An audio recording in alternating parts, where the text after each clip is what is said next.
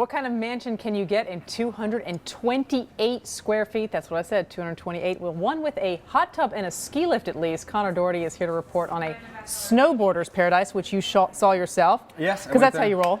Yes, you have to get out there on either a snowcat or snowmobile. It's about 3 miles from the closest road. And it belongs to a snowboarder. Yes. Tell us about him. So he got the land for pretty cheap. So his name's Mike Basich. He's 40, so he's sort of not really in the contest circuit anymore. And what he does is he kind of goes and rides the backcountry stuff. And he's sort of odd in that he has pioneered this thing where he uses remote control cameras to kind of take pictures of himself. That's how he makes money. Well, right? yeah, like sponsors. Right. And so GoPro cameras sponsors him because that's like, they have those remote control cameras. So, anyway. It's funded his ability, though, to buy this property and build this house.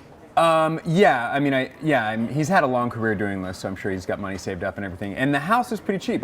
He bought the land for $200,000, or $250,000, I think. And because you can't get electricity out there, right. I mean, you could, but it's fantastically expensive. There's no one plowing anything, and it's very, very snowy there. So it's kind of unclear who would want that land for what purpose. If there were, all sorts of amenities on it, it'd be like millions of dollars. So let's get to the house. I mean, what are the standout features of the house? It's about as much about what the house is missing as what it's got. Walk us Exactly. through it. Well, so basically you just walk in and it feels like you're walking into like a teepee or something like that. And there's kind of like a little kitchen area with a sink, and then the fire is kind of the central focal point. And the fire there's like kind of a stove above it, and that's basically the stove. It's just like this hot, surface.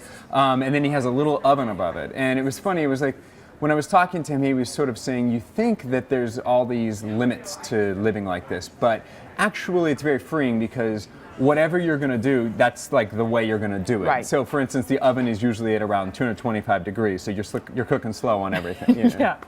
And in terms of, I mentioned that he has a ski lift there, probably built up so he can snowboard, but he also has a hot tub. How is he powering those? Everything is wood. Everything is wood. So there's like this wood fire in the, like I said, the focal point, and then under the house, there's another wood fire that does the hot tub. That's the hot tub. And, but does he have a solar panel? Yes, one solar panel. So that's the thing. He's able, and he gets good electricity. He says when it's foggy, he can go about 3 weeks. But like he doesn't have laundry because the amount of power it takes to do laundry is apparently a lot. Right. And so he limits what sort of appliances he has. But here's the way I think about it. It's probably not that hard to live that way if you don't have to get up and go to work at 9 in the morning. So. Right. He's not commuting anywhere. Exactly. Right. But going to the grocery market and all that. Do people like to show up? I mean, do friends sort of like show up there and hang out with him? Does he have a hard time getting people out to visit? I mean, he lives alone. He has a girlfriend. But, how does that all work? The socializing part of it. I think he has parties there and stuff like that. Yeah. He said he's had parties. When I went, he was like, "You want to stay on my floor?" So. I'll check with my wife, is what you said. Exactly. So what I think he has parties. I'm sure lots of people. I think he had like a premiere out there where they put like a screen, like they hung a screen between 2 trees and projected it onto that. Cool. And but the other thing is too, he said that when you live out there in the middle of nowhere like that, you kind of almost lose privacy in a weird way. You have tons of privacy, but people feel like carte blanche to just come over. Show up on your doorstep. If they can get there. I like the idea that it's just so uncluttered. I think that's what will appeal to a lot of people. Conor Dougherty, thanks so much for being with us. Thank you.